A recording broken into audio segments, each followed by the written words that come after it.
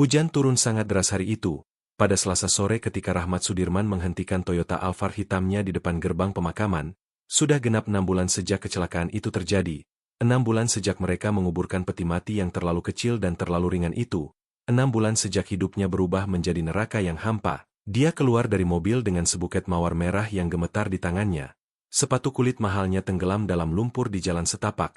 Tapi dia tidak peduli, tidak ada yang penting lagi sejak dia kehilangan Bagus. Suara rintik hujan yang menghantam batu nisan adalah satu-satunya suara di pemakaman yang sepi itu. Rahmat Sudirman berjalan perlahan seperti biasa, menunda-nunda saat di mana dia harus mendekati makam putranya.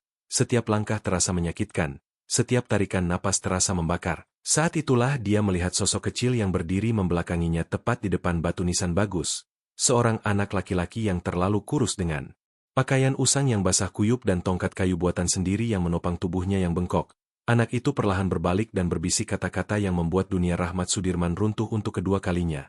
Ayah, ini aku masih hidup. Teman-teman tulis di kolom komentar dari kota mana kalian menonton. Tekan tombol suka dan subscribe channel ini karena kisah ini akan menyentuh hati kalian seperti yang tidak pernah kalian bayangkan. Rahmat Sudirman merasakan lututnya lemas, mawar-mawar. Itu terlepas dari jarinya dan jatuh ke dalam lumpur. Suara itu, cara bicaranya. Tapi ini tidak mungkin, ini mustahil. Siapa kamu sebenarnya? Hanya itu yang bisa dia tanyakan dengan suara serak dan pecah. Anak itu mengambil langkah tertatih ke arahnya.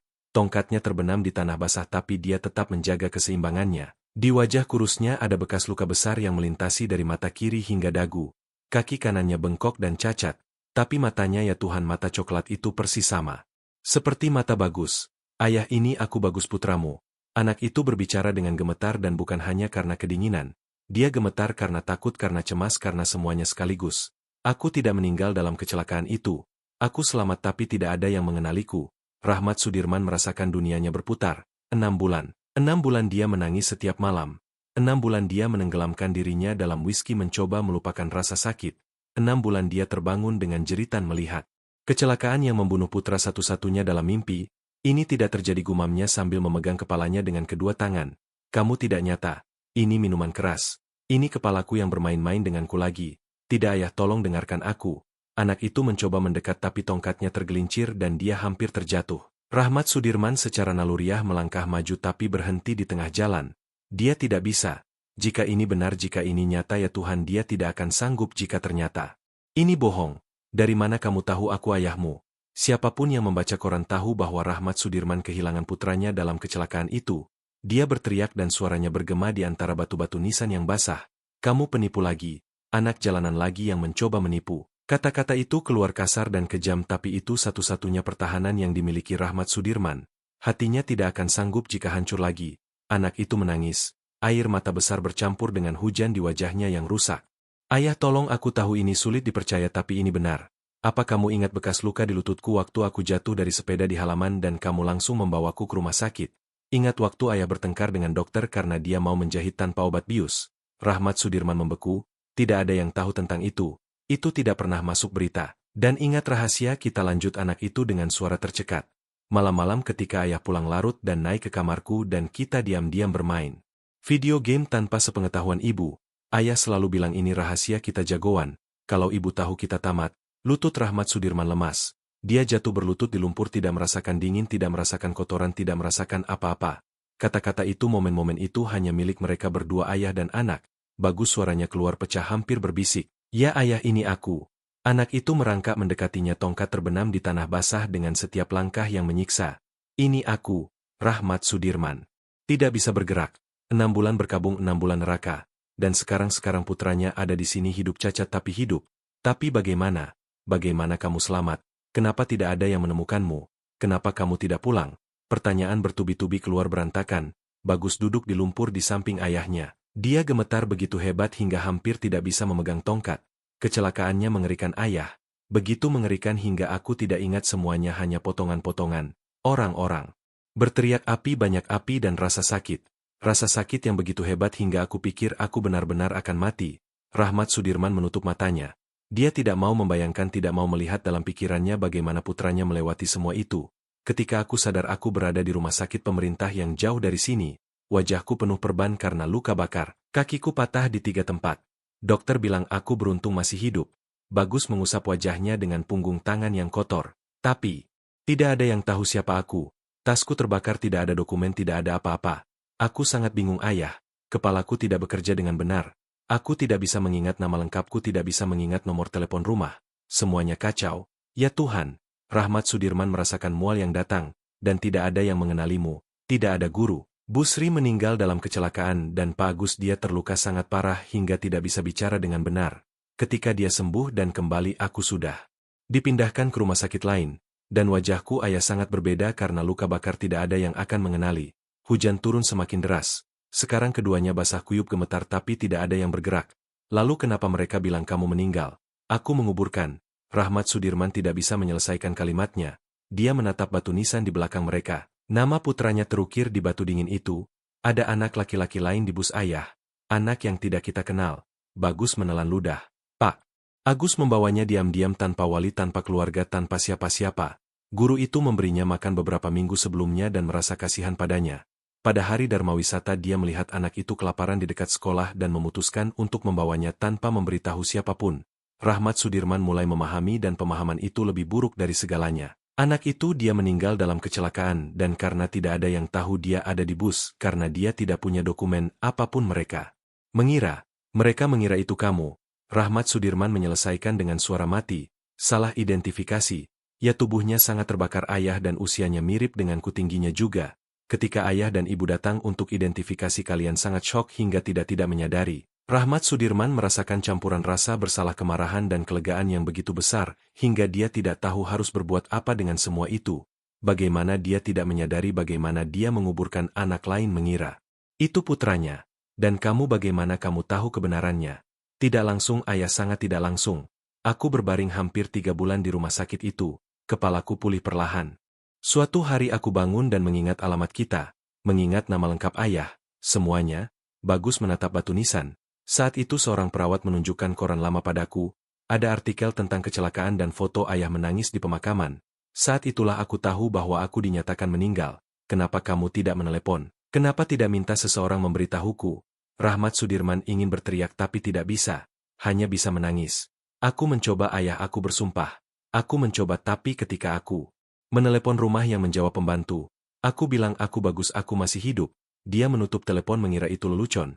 Aku menelepon lagi dan dia memarahiku, bilang bercanda tentang kesedihan orang lain itu jahat.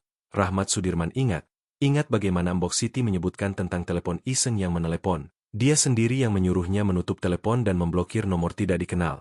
Ya Tuhan, itu putranya. Itu Bagus yang mencoba pulang. Ketika aku keluar dari rumah sakit aku tidak punya tempat tujuan, tidak ada uang, tidak ada cara untuk sampai ke ayah. Aku berminggu-minggu hidup di jalanan, kelaparan, tidur di depan pintu gereja. Bagus menundukkan kepalanya. Suatu hari aku mengumpulkan uang receh dari mengemis dan naik bus ke sini. Tapi ketika aku sampai di jalan kita aku melihat ayah keluar dari rumah. Ayah berbeda, lebih kurus, lebih tua, dengan wajah orang yang tidak tidur dengan benar, dan aku takut. Takut? Takut apa? Bahwa ayah tidak akan percaya. Bahwa ayah akan mengusirku. Bahwa aku akan menjadi rasa sakit lagi dalam hidup ayah. Kata-kata itu keluar menyakitkan. Dan aku melihat ayah pergi ke pemakaman, aku mengikuti. Dan hari ini aku memberanikan diri untuk bicara karena aku tidak sanggup lagi ayah. Tidak sanggup lagi jauh dari rumah. Tidak sanggup lagi hidup seolah aku tidak ada. Rahmat Sudirman menarik anak itu ke pelukannya. Pelukan yang putus asa dan erat seolah seluruh dunia bergantung padanya. Bagus menangis, Rahmat Sudirman menangis. Hujan terus turun menyapu 6 bulan rasa sakit. Kamu ada, nak, anakku. Kamu ada. Rahmat Sudirman terus mengulang. Kamu hidup. Syukurlah kamu hidup. Mereka duduk di sana berpelukan. Berapa lama? Tidak ada yang bisa bilang. Mungkin semenit, mungkin berjam-jam. Itu tidak penting. Tidak ada yang penting lagi. Ketika akhirnya mereka melepaskan pelukan, Rahmat Sudirman menatap langsung ke mata putranya. Sekarang kita pulang. Kamu perlu mandi air hangat, makan, istirahat, dan besok kita ke rumah sakit buat tes DNA. Semua yang diperlukan untuk membuktikan bahwa kamu adalah kamu. Dia dengan hati-hati memegang wajah rusak anak itu seolah bisa pecah. Dan setelah itu aku akan memberitahu semua orang seluruh dunia putraku hidup, putraku sudah kembali. Bagus tersenyum. Senyum miring karena bekas luka. Tapi itu senyum yang nyata yang pertama dalam 6 bulan. Rahmat Sudirman membantu anak itu berdiri, mengambil tongkat buatan sendiri, dan memegang erat tangan putranya sementara mereka berjalan perlahan melewati pemakaman. Mereka melewati batu nisan untuk terakhir kalinya. Batu dengan nama yang salah, batu yang di bawahnya terbaring anak yang tidak dicari siapapun. Ayah, ya nak, bisakah kita entahlah melakukan sesuatu untuk anak yang meninggal menggantikanku? Dia tidak punya siapa-siapa, tidak ada yang menangisinya, tidak ada yang meletakkan bunga di makamnya. Rahmat Sudirman kembali merasakan hatinya diremas, tapi ini rasa sakit yang berbeda sekarang. Rasa sakit dari menyadari bahwa putranya bahkan setelah semua yang dia alami masih memikirkan orang lain. Akan kita lakukan nak, kita akan cari tahu siapa dia. Kita akan mengadakan pemakaman yang layak dengan nama dengan kehormatan. Rahmat Sudirman berjanji, tidak ada yang pantas menghilang dari dunia tanpa meninggalkan jejak. Mereka sampai di mobil. Rahmat Sudirman membuka pintu dan membantu Bagus duduk. Anak itu bersandar di kursi kulit yang lembut dan menutup matanya. Dia kelelahan. Sebelum menyalakan mobil, Rahmat Sudirman mengeluarkan teleponnya. Tangannya gemetar begitu hebat hingga hampir menjatuhkannya. Dia menekan nomor yang dia hafal di luar kepala. Nomor rumah, 3 nada tunggu, 4. Halo, suara Marlina mantan istrinya terdengar di ujung sana. Lelah mati dari dalam seperti suaranya sendiri. Marlina, Rahmat Sudirman hampir tidak bisa bicara. Marlina, kamu harus duduk. Rahmat, ada apa? Ada sesuatu yang terjadi. Kamu baik-baik saja. Baik-baik saja. Aku lebih dari baik-baik saja. Dia menatap putranya di kursi sebelah. Bagus membuka matanya dan menatapnya dengan ketakutan-ketakutan akan reaksi ibunya. Marlina, putra kita hidup. Bagus hidup. Dia di sini bersamaku. Sekarang kita pulang. Keheningan di ujung telepon lalu jeritan. Jeritan yang keluar dari lubuk jiwa yang paling dalam. Apa Rahmat, demi Tuhan jangan bercanda seperti ini. Jangan lakukan ini padaku. Aku tidak bercanda sayang. Aku bersumpah demi segalanya, ini dia. Ini anak kita. Ada kesalahan identifikasi. Dia hidup, dia terluka, dia berubah. Tapi ini dia. Ini Bagus kita. Rahmat Sudirman tidak bisa berhenti menangis. Kita akan sampai dalam setengah jam. Siapkan semuanya. Putra kita pulang. Marlina menjatuhkan teleponnya ke lantai. Teriakannya memenuhi rumah yang kosong. Teriakan keputusasaan, kegembiraan, ketidakpercayaan. Embok Siti berlari dari dapur mengira telah terjadi tragedi. Nyonya Marlina, ada apa? Apa Nyonya sakit? Tapi Marlina tidak bisa bicara. Dia hanya bisa menangis dan tertawa bersamaan. Tawa gila dari seseorang yang tidak tahu apakah harus percaya atau sudah benar-benar kehilangan akal. Di dalam mobil, Rahmat Sudirman menyetir perlahan, bukan karena hujan atau macet, tapi karena dia tidak bisa berhenti melirik ke samping. Setiap detik dia mengalihkan mata dari jalan untuk memastikan Bagus masih di sana, bahwa ini bukan mimpi, bahwa dia tidak akan terbangun dan menemukan semuanya hanya hayalan. Ayah, bagaimana kalau ibu tidak percaya? Tanya Bagus dengan suara tipis. Bagaimana kalau dia melihatku dan tidak mengenaliku? Aku sangat berubah. Dia akan mengenalimu nak. Seorang ibu selalu mengenali, kata Rahmat Sudirman. Tapi jauh di dalam hatinya dia juga takut. Takut Marlina akan melihat anak kurus penuh bekas luka ini dan tidak melihat putra sempurna yang dia kehilangan. Kenyataannya Bagus memang berubah. Sangat berubah. Bekas luka di wajahnya mengubah total fitur wajahnya. Kaki patah yang tidak sembuh dengan benar membuatnya berjalan miring. Rambut yang dulu tebal dan berkilau sekarang tumbuh tidak rata dengan bagian botak di mana luka bakar tidak membiarkannya tumbuh. Dan dia begitu kurus, begitu sangat kurus hingga tampak seperti anak yang berbeda. Tapi mata-mata itu tetap sama coklat besar. Dengan tatapan khusus yang Marlina selalu bilang persis seperti kakek, mereka tiba di kompleks perumahan elit. Satpam hampir menolak membuka gerbang ketika melihat anak kotor berpakaian compang-camping di kursi mobil Rahmat Sudirman. Pak Rahmat, Bapak yakin? Buka gerbangnya Jono. Sekarang juga suara Rahmat Sudirman terdengar dengan kewibawaan yang tidak dia gunakan berbulan-bulan. Ini putraku. Putraku sudah pulang. Jono memucat. Semua orang di kompleks tahu tentang tragedi keluarga Sudirman. Banyak yang datang ke pemakaman. Beberapa masih sesekali membawa makanan ke rumah mencoba meringankan rasa sakit yang tidak mungkin diringankan. Gerbang perlahan terbuka.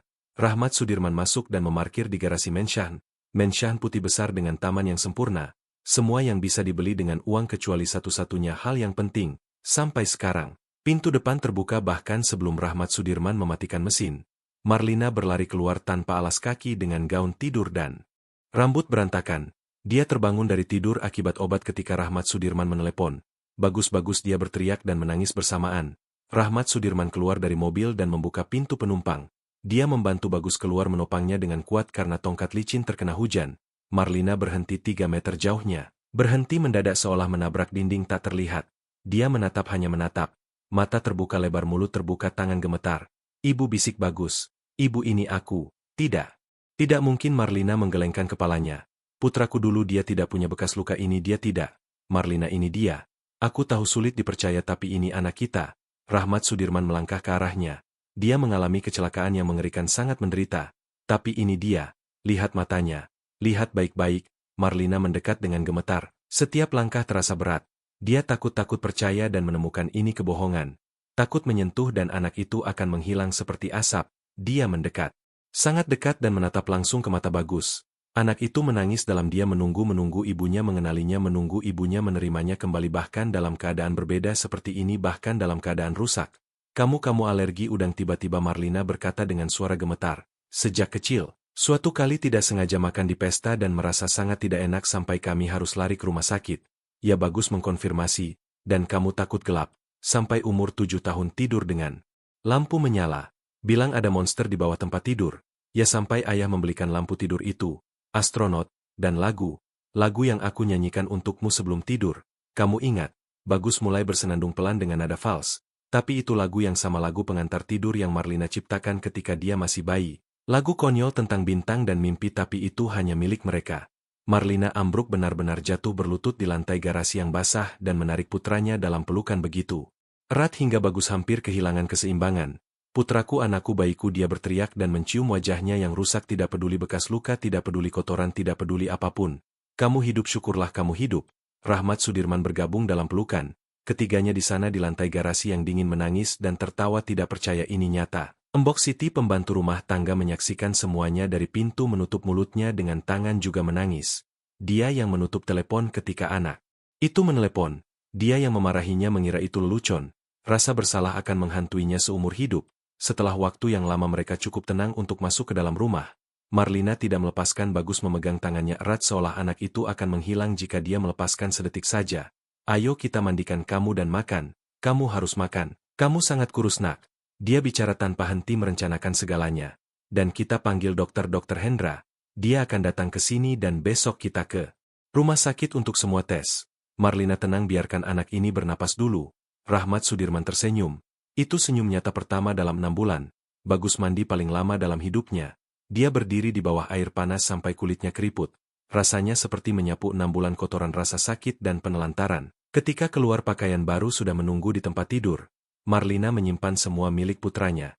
Tidak bisa memberikan apapun. Setiap benda, setiap mainan, setiap gambar tetap tidak tersentuh di kamar. Tapi pakaiannya kebesaran. Bagus terlalu kurus. Dia tampak tenggelam dalam pakaiannya sendiri. Dia turun ke ruang tamu tertatih-tatih bersandar pada tongkat. Di rumah banyak tangga, sangat banyak. Akan sulit. Kita akan renovasi semuanya, nak. Kita buat jalur landai, siapkan kamar di lantai bawah. Apapun yang kamu butuhkan. Rahmat Sudirman sudah merencanakan. Uang bukan masalah. Tidak pernah jadi masalah. Mereka duduk bertiga di sofa. Mbok Siti membawa makanan, banyak makanan. Tapi Bagus hanya bisa makan sedikit. Perutnya menyusut karena kelaparan lama. Ceritakan pada kami, nak, ceritakan semuanya dari awal. Marlina memohon sambil memegang tangannya. Apa yang terjadi hari itu? Bagus menarik napas dalam. Menceritakan akan menyakitkan, tapi dia harus. Mereka berhak tahu. Dharma wisata ke kebun binatang. Kami sangat senang. Semua bernyanyi di bus, berfoto-foto, bermain. Dia memulai. Matanya tersesat dalam kenangan. Aku duduk dengan Dedi. Kalian ingat dia? Sahabatku, Marlina dan Rahmat Sudirman saling pandang. Mereka tahu. Dedi juga meninggal dalam kecelakaan. Kami bermain ponsel, berbagi earphone, lalu terdengar suara aneh. Bus mulai berguncang keras. Sopir mencoba mengendalikan tapi tidak bisa. Kami keluar dari jalan dan Bagus berhenti, memejamkan mata erat. Kamu tidak perlu cerita sekarang, sayang. Bisa nanti. Marlina mengelus rambutnya. Tidak, Bu, aku mau. Aku perlu mengeluarkan ini. Dia membuka matanya lagi. Ada air mata tapi dia melanjutkan. Bus terguling beberapa kali. Orang-orang berteriak, barang-barang berterbangan. Kepalaku terbentur keras, sangat keras. Lalu gelap. Ketika sadar ada api. Api di mana-mana. Baunya mengerikan, banyak asap. Aku tidak bisa bernapas dengan benar. Mencoba berdiri tapi kakiku tidak mau. Sakit luar biasa. Lalu aku lihat kakiku terpelintir patah. Rahmat Sudirman memejamkan matanya. Membayangkan putranya melewati semua ini lebih buruk dari mimpi buruk manapun. Orang-orang terbaring di sekitar, banyak darah. Aku memanggil Dedi tapi dia tidak menjawab. Memanggil Busri tidak ada. Hanya keheningan dan suara api yang semakin keras. Saat itulah aku melihat anak itu, anak yang tidak dikenal siapapun. Dia terbaring di sampingku, jatuh tidak bergerak. Darah mengalir dari kepalanya. Aku mencoba memanggil, mencoba mengguncangnya tapi dia tidak bangun. Bagus mengusap wajahnya dengan punggung tangan. Aku merangkak keluar. Menyeret tubuhku dari bus. Kakiku berteriak kesakitan. Setiap sentimeter adalah neraka tapi aku berhasil keluar. Dan terbaring di rumput menatap langit. Aku pikir aku akan mati di sana. Ingin mati. Sakitnya tidak tertahankan.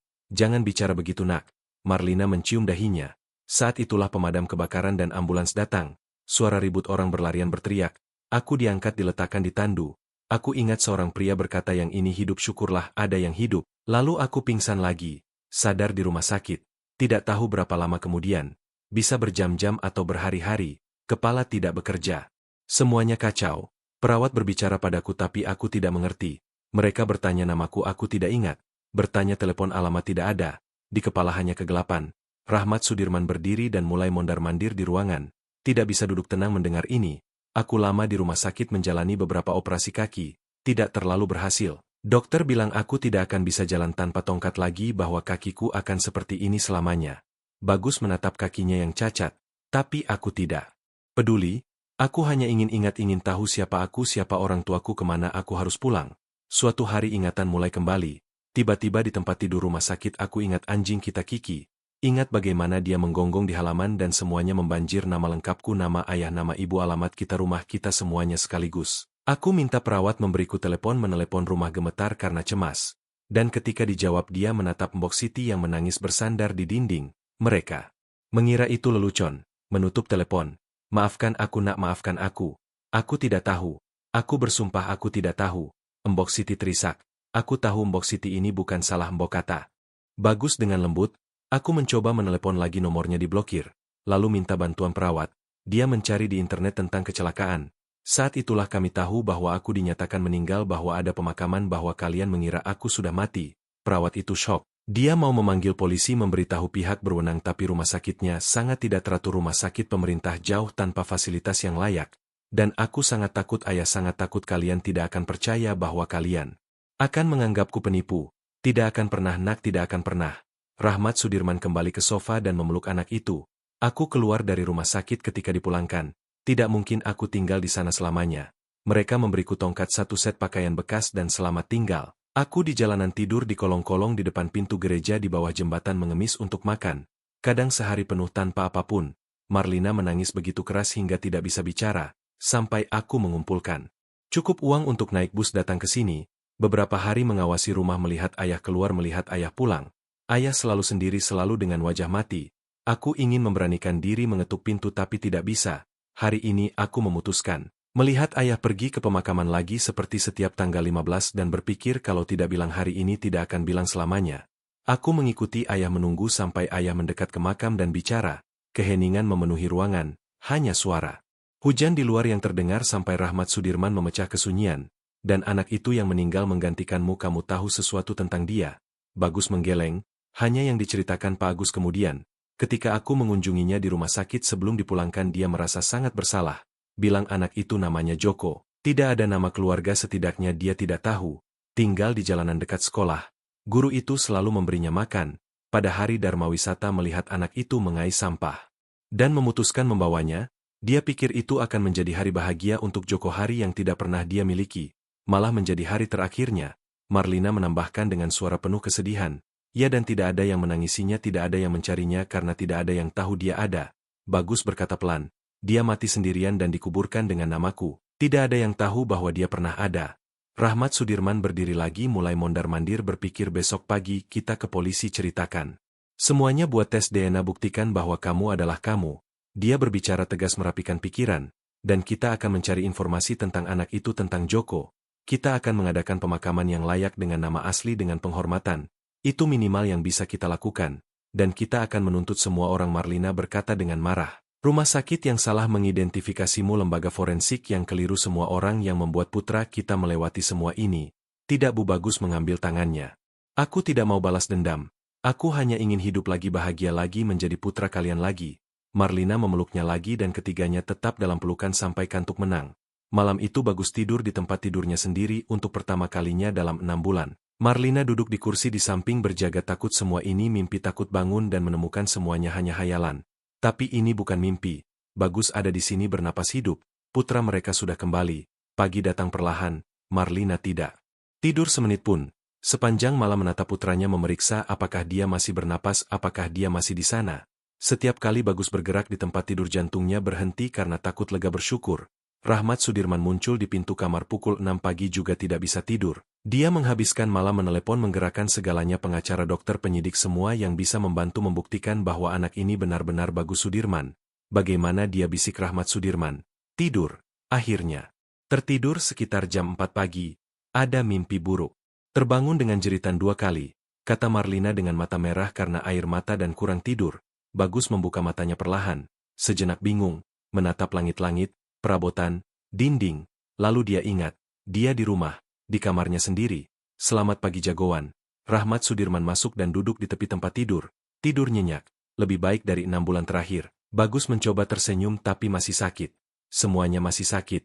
Hari ini akan jadi hari yang panjang nak, banyak hal yang harus diselesaikan. Rahmat Sudirman menjelaskan, Dokter Hendra akan segera datang memeriksamu, lalu kita buat tes DNA, dan setelah makan siang kita harus ke kantor polisi memberikan keterangan.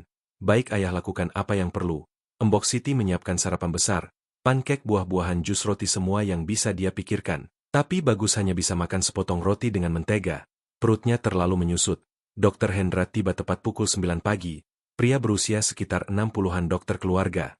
Selama puluhan tahun dialah yang membantu kelahiran Bagus. Dia mengawasi setiap vaksin, setiap flu, setiap luka gores. Ketika melihat anak itu dia memucat. Ya Tuhan, hanya itu yang bisa dia katakan. Dia memeriksa Bagus lebih dari 1 jam. Memeriksa setiap bekas luka, setiap tulang yang patah, setiap tanda di tubuh kurus itu. Mengambil darah untuk tes. Memerintahkan röntgen untuk kaki yang cacat. Ini kerusakan parah. Siapapun yang melakukan operasi ini tidak tahu apa yang dia lakukan. Dokter menggelengkan kepala dengan marah. Bisa diperbaiki, tidak akan sempurna tapi bisa dilakukan operasi lain, mengurangi rasa sakit, memperbaiki cara jalan. Berapa lama? Rahmat Sudirman bertanya. Berbulan-bulan, mungkin bertahun-tahun. Butuh fisioterapi intensif, operasi lagi. Tapi anak ini kuat. Dia selamat dari yang membunuh 23 anak. Dia akan bertahan. 23? Rahmat Sudirman selalu tahu angka itu tapi mendengarnya keras-keras masih mengiris jiwa. Setelah dokter mereka pergi ke laboratorium untuk tes DNA, Bagus harus diambil darahnya lagi, menjawab pertanyaan, menandatangani dokumen. Gadis dari laboratorium menatap anak itu dengan kasihan. Semua orang menatap begitu dengan kasihan, dengan rasa ingin tahu, dengan ketidakpercayaan. Hasilnya akan keluar dalam 3 hari, dia menjelaskan. Bisakah membayar untuk yang cepat? Keluar dalam 24 jam. Buat yang cepat. Rahmat Sudirman bahkan tidak berkedip. Uang tidak penting. Yang penting hanya membuktikan bahwa putranya sudah kembali. Setelah makan siang mereka pergi ke kantor polisi. Gedung tua kotor dengan bau jamur dan kopi hangat. Penyidik yang menangani kasus adalah pria gemuk dengan kumis beruban yang menatap semuanya dengan tatapan orang yang sudah melihat terlalu banyak. Inspektur Rahman, dia memperkenalkan diri sambil menjabat tangan Rahmat Sudirman dengan kuat lalu memandang Bagus dari kepala sampai kaki. Jadi kamu bilang kamu anak yang meninggal dalam kecelakaan itu? Aku tidak meninggal, aku selamat. Bagus mengoreksi dengan suara tegas. Penyidik duduk di kursi berderit dan mengambil pulpen. Ceritakan semuanya dari awal, jangan ada yang terlewat. Bagus bercerita lagi setiap detail, setiap rasa sakit, setiap malam di jalanan. Suaranya hanya pecah ketika mengingat yang paling mengerikan. Penyidik mencatat semuanya. Sesekali berhenti dan mengajukan pertanyaan. Beberapa biasa, yang lain aneh, seperti berapa banyak uang yang dimiliki keluarga. Apakah Bagus akan mendapat keuntungan dengan kembali? Apakah ini penipuan? Putraku bukan penipu. Marlina meledak pada sindiran ketiga. Dia putraku. Aku tahu dia putraku. Nyonya tenang, saya hanya melakukan pekerjaan saya. Penyidik berkata tanpa emosi. Ini bukan pertama kalinya seseorang mencoba menyamar sebagai orang mati untuk mendapat warisan. Saya harus menyelidiki. Tidak ada warisan. Aku hidup, ayah dan ibuku hidup. Tidak ada yang mewarisi apapun. Bagus berteriak. Ini pertama kalinya dia berteriak sejak kembali. Rahmat Sudirman meletakkan tangan di bahu putranya. Inspektur tes DNA akan membuktikan semuanya. Sementara itu saya akan berterima kasih jika Anda memperlakukan putra saya dengan hormat. Penyidik mengangkat bahu. Saya akan membuka penyelidikan tentang kesalahan identifikasi jenazah, tentang rumah sakit, tentang semuanya. Dia menutup buku catatannya. Dan saya akan memerintahkan ehumasi jenazah yang dikuburkan atas nama putra Anda untuk mengkonfirmasi bahwa itu bukan dia. Marlina merasakan perutnya bergejolak. Pikiran tentang membuka peti mati itu, tentang melihat apa yang ada di dalamnya. Tidak, dia tidak akan sanggup. Apakah itu perlu? Rahmat Sudirman bertanya. Ya, ini bagian dari protokol. Tanpa ini saya tidak bisa melanjutkan penyelidikan. Penyidik sudah berdiri mengakhiri pertemuan. Kalau ada berita saya akan menelepon. Kalian boleh pergi. mereka keluar dari kantor polisi kelelahan, matahari mulai terbenam, seharian berlalu dengan dokter tes pertanyaan birokrasi. Ayo makan malam di suatu tempat, Rahmat Sudirman mengusulkan di tempat yang bagus untuk merayakan. Tapi Bagus menggeleng. Aku mau pulang ayah, aku hanya ingin di rumah dengan kalian makan masakan Mbok Siti tidur di tempat tidurku dan tidak ada yang lain. Begitulah yang mereka lakukan. Di rumah Mbok Siti memasak makanan favorit Bagus, nasi goreng spesial. Dia makan perlahan menikmati setiap suapan. Begitu lama dia makan sisa makanan dari sampah makanan basi atau tidak makan sama sekali. Ini terasa seperti makanan raja. Setelah makan malam mereka duduk di ruang tamu, Rahmat Sudirman menyalakan televisi tapi tidak ada yang menonton. Mereka hanya ingin bersama, hanya ingin merasakan bahwa mereka keluarga lagi. Ayah, bagaimana kalau tesnya salah? Tiba-tiba Bagus bertanya. Bagaimana kalau karena suatu alasan hasilnya menunjukkan aku bukan aku? Tidak akan, nak. Kamu adalah kamu dan tes akan membuktikannya. Tapi kalau hasilnya begitu, kalau aku diusir, aku tidak sanggup kembali ke jalanan. Tidak sanggup. Suara anak itu pecah. Marlina memeluknya erat. Itu tidak akan terjadi. Aku tidak akan membiarkannya. Bahkan jika tesnya negatif, bahkan jika seluruh dunia bilang kamu bukan putraku, aku tahu kamu putraku dan kamu tidak akan pernah pergi dari rumah ini lagi. Mereka menangis lagi, seolah tidak akan pernah berakhir. 6 bulan rasa sakit yang tertahan keluar sekaligus. Malam itu Bagus tidur lebih nyenyak. Mimpi buruk masih datang tapi lebih lemah. Dan setiap kali dia terbangun ketakutan, dia melihat ibunya di sana di kursi di sampingnya berjaga dan dia bisa tidur lagi. Hari berikutnya lebih tenang. Mereka tinggal di rumah. Bagus berenang di kolam untuk pertama kalinya dalam 6 bulan. Air hangat, matahari di wajah. Semuanya terasa ajaib. Rahmat Sudirman membatalkan semua pertemuan. Dia tidak akan bekerja sampai semua ini selesai. Perusahaan akan baik-baik saja. Putranya lebih penting. Pada hari ketiga telepon berdering pukul 10 pagi. Rahmat Sudirman menjawab dengan jantung berdebar kencang. Pak Sudirman, ini dari laboratorium. Hasil DNA sudah siap. Rahmat Sudirman hampir tidak bisa bernapas. Positif. Kecocokan 99,9% antara Anda dan anak itu dan persentase yang sama dengan Nyonya Marlina. Tanpa keraguan sedikit pun Bagus Sudirman adalah putra biologis Anda. Rahmat Sudirman menutup telepon dan berteriak. Ini dia. Tesnya positif. Ini putra kita. Marlina jatuh berlutut di lantai dan bersyukur. Bersyukur kepada Tuhan, kepada para wali, kepada alam semesta, kepada apapun yang bisa mengembalikan putranya. Bagus hanya menangis. Menangis karena lega. Sekarang ini resmi. Sekarang. Tidak ada yang bisa bilang dia penipu. Dia adalah Bagus Sudirman, putra Rahmat dan Marlina, dan dia ada di rumah. Penyidik menelepon keesokan harinya. Pak Sudirman, saya menerima hasil DNA. Saya minta maaf atas kecurigaan. Saya akan meneruskan kasus ke kejaksaan. Mereka akan menyelidiki rumah sakit, lembaga forensik, semua yang terlibat dalam kesalahan. Dan jenazahnya? Anak yang dikuburkan. Rahmat Sudirman bertanya. Kami akan ehumasi besok dan mencoba mengidentifikasi. Lihat apakah ada petunjuk. Siapa dia? Saya ingin ada di sana. Rahmat Sudirman berkata tegas. Pak, ini pemandangan yang tidak menyenangkan. Setelah 6 bulan di tanah, saya tahu, tapi saya harus ada di sana. Anak itu meninggal menggantikan putraku. Minimal yang bisa kulakukan adalah memberinya kehormatan. Pada hari ehumasi Rahmat Sudirman pergi sendirian. Dia tidak mengizinkan Marlina ikut, tidak mengizinkan Bagus ikut. Ini bukan untuk mereka. Pemakaman sepi, hanya pekerja ahli forensik, beberapa polisi dan Rahmat. Sudirman membuka makam perlahan, hati-hati menyingkirkan tanah dan mengangkat peti kecil ke atas. Rahmat Sudirman mundur ketika dibuka. Baunya mengerikan dan pemandangan itu akan tinggal di kepalanya selamanya. Sisa-sisa tubuh sudah sangat membusuk, tapi terlihat itu anak kecil kurus dengan pakaian tua compang-camping. Saya akan ambil sampel DNA, lihat apakah ada kecocokan di database. Ahli forensik menjelaskan sambil bekerja. Tapi saya ragu, anak jalanan biasanya tidak terdaftar di mana-mana. Lalu sekarang apa? Apa yang akan terjadi padanya? Rahmat Sudirman bertanya. Kalau tidak menemukan keluarga akan dikirim ke pemakaman umum, ke kuburan massal. Tidak, Rahmat Sudirman berkata tegas. Saya akan mengadakan pemakaman yang layak untuk anak ini dengan peti baru, kuburan sendiri, batu nisan dengan nama asli kalau kita tahu, atau setidaknya dengan nama Joko seperti yang guru itu memanggilnya. Ahli forensik menatap terkejut. Anda tidak harus melakukan ini. Saya tahu, tapi saya mau. Dia menyelamatkan putraku tanpa dia sadari. Hidupnya tertukar dengan hidup Bagus. Ini minimal yang bisa kulakukan. Dan Rahmat Sudirman melakukannya. Dia membayar semuanya, peti kayu yang indah, bunga-bunga pendeta untuk upacara pemakaman, dan batu nisan sederhana. Joko, anak yang tidak terlupakan, beristirahatlah dengan damai. Pada hari pemakaman baru hanya sedikit orang yang datang. Rahmat Sudirman, Marlina, Bagus, Mbok Siti, Pak Agus yang selamat dari kecelakaan, dan beberapa tetangga yang ingin Memberikan penghormatan. Bagus bersikeras untuk datang meskipun kakinya sakit. Aku harus mengucapkan selamat tinggal dengan benar. Dia meninggal dan aku selamat. Aku tidak tahu mengapa tapi aku tidak bisa melupakannya. Ketika peti diturunkan Bagus melemparkan bunga putih dan berbisik, "Terima kasih karena kamu pernah ada. Tenang di sana saudaraku. Aku akan hidup untuk diriku dan untukmu aku berjanji." Minggu-minggu berikutnya adalah waktu adaptasi. Bagus pergi fisioterapi setiap hari. Sangat menyakitkan tapi dia tidak mengeluh. Dia tahu itu perlu. Cerita bocor ke koran. Wartawan menelepon terus-menerus ingin wawancara, ingin foto, ingin semuanya. Rahmat Sudirman menolak semua. Keluarga butuh ketenangan waktu penyembuhan. Bagus kembali sekolah bukan di sekolah lama. Kenangannya terlalu berat. Banyak teman meninggal dalam kecelakaan itu. Marlina menemukan sekolah baru lebih kecil lebih nyaman. Awalnya sulit. Murid-murid lain menatap anak dengan tongkat itu dengan penasaran. Beberapa bertanya, yang lain menghindar. Tapi seiring waktu Bagus mendapat teman-teman baru. Teman-teman yang tidak kenal Bagus, yang dulu yang menerima Bagus, yang sekarang dengan bekas luka dengan tongkat tapi hidup. Penyelidikan berlanjut. Rumah sakit dituntut karena kelalaian lembaga forensik juga. Beberapa karyawan dipecat.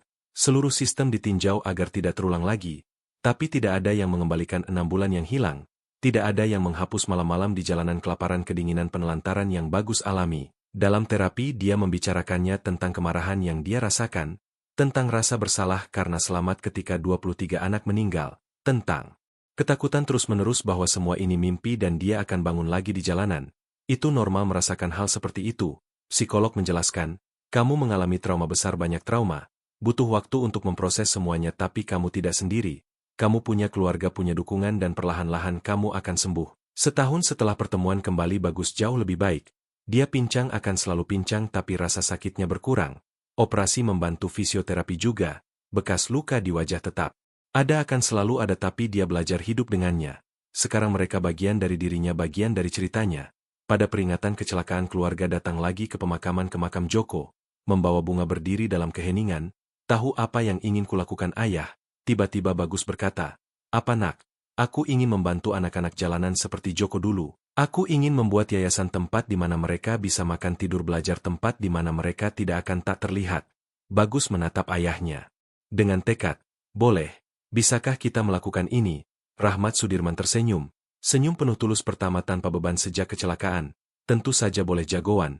Kita lakukan bersama. Dan mereka melakukannya. 6 bulan kemudian yayasan Joko dibuka. Ruang besar indah nyaman dengan asrama, kantin, ruang kelas psikolog, pekerja sosial. Pada hari pembukaan ada antrian.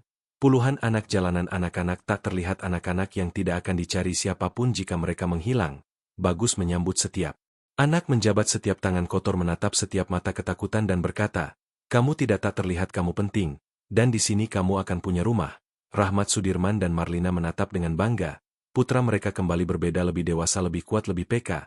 Penderitaan membentuknya dengan cara yang kehidupan mudah tidak akan pernah bisa. Malam itu di rumah ketiganya duduk di sofa seperti biasa. Ayah, ibu, terima kasih. Tiba-tiba Bagus berkata, untuk apa sayang? Marlina bertanya. Karena tidak pernah menyerah, karena mengenaliku meskipun aku berubah. Karena percaya padaku.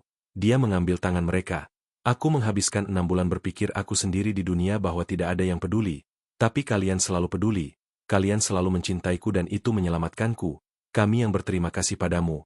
Rahmat Sudirman berkata dengan suara bergetar. Karena kembali, karena berjuang, karena bertahan. Kamu hadiah terbesar yang pernah kami terima. Mereka tetap di sana berpelukan sementara. Malam turun di luar. Sebuah keluarga yang hancur, yang terpecah dengan cara paling mengerikan, tapi yang kembali bersatu, lebih kuat, lebih erat, lebih bersyukur untuk setiap detik bersama. Karena pada akhirnya yang penting bukan uang, bukan mensyahan, bukan mobil mahal. Yang penting ada di sini, dalam pelukan ini, dalam cinta ini, dalam kesempatan kedua yang diberikan kehidupan. Bagus mati dalam kecelakaan itu tapi juga terlahir kembali. Dan kali ini dia benar-benar tahu harga dari hidup.